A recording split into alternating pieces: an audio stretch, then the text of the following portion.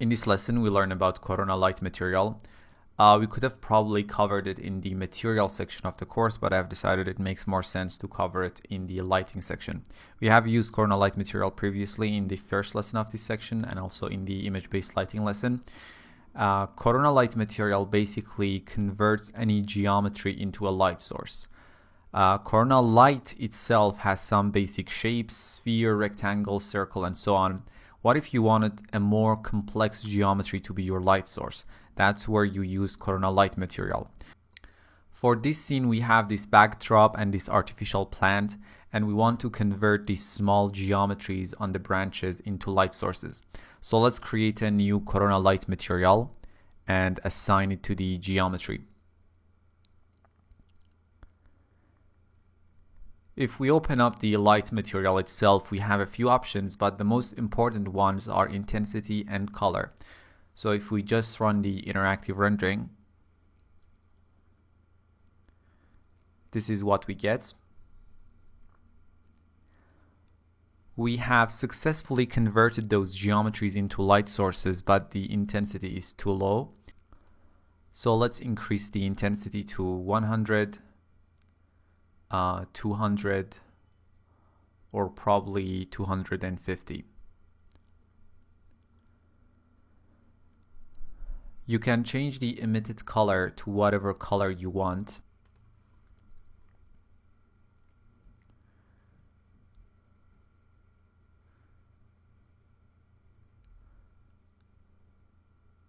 Let's set it back to white.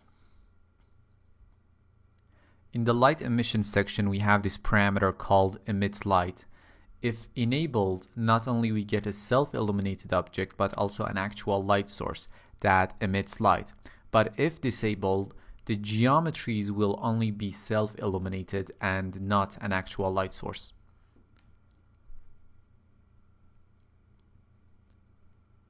The rest of the parameters are pretty much the same as any other light.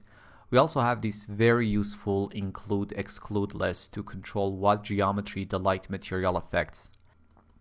We also have this emission texture slot for the light material, which we learned how to use it in the first lesson of this section, and we used to kind of load HDRI images for image-based lighting using this texture slot in the previous lesson, if you remember. Now let me stop the interactive rendering for now. If we briefly talk about the differences between an actual Corona Light and a Corona Light material, there is actually no major differences in case of how they get sampled. So you really don't need to be worried about noise issues when using a Corona Light material. The only thing is, when using a Corona Light, because you have those predefined parametric geometries as your light sources, the overall sampling for the render might be slightly faster. Also, if you create a regular Corona material and open it up,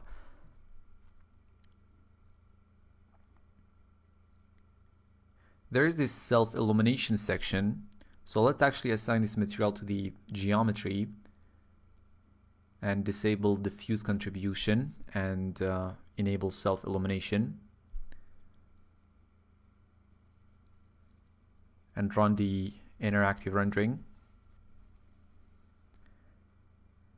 Let's increase the multiplier to 250. And as you can see now, these geometries are self-illuminated, but they do not emit any light. And the slight illumination that you see in the scene is basically global illumination samples picking up those bright geometries. In most cases, if you want an actual light source, stay away from the self-illumination section of the Corona material and use the Corona Light material. But in case you have a huge scene with hundreds of thousands of geometries that you want them as self-illuminated objects, but not light sources, in that case, using the self-illumination section of the Corona material would be the better choice. Because if you use Corona Light material, they would be actual light sources, and sampling hundreds of thousands of direct light sources is a colossal task for the engine and would take a very, very long time. So let's apply our Corona Light material again and make sure emit light option is enabled. We have this other geometry in the scene which I want to assign a new corona light material to it with a different color. So let me create a new corona light material and assign it to this vase edge geometry. I just want it to be self-illuminated, not a light source, so we can disable this emit light option and change its color to this turquoise sort of color. We can probably stop the interactive rendering for a moment and quickly add two light to the left and the right side of our vase just to add a bit more color balance. So add a corona light in its rectangle shape in a way that it encompasses the entire subject and put it to the left.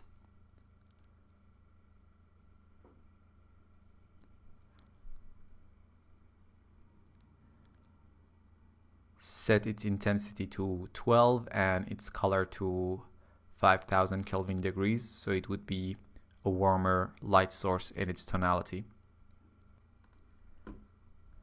Now let's copy the light to the right side of the plant and set its intensity to around 4 and Kelvin temperature to 7500, so it's a cooler light.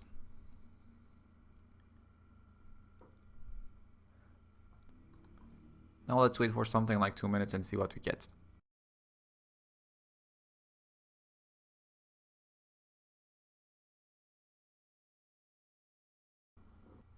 Now to make this shot a bit nicer, we can enable bloom and glare right from the frame buffer.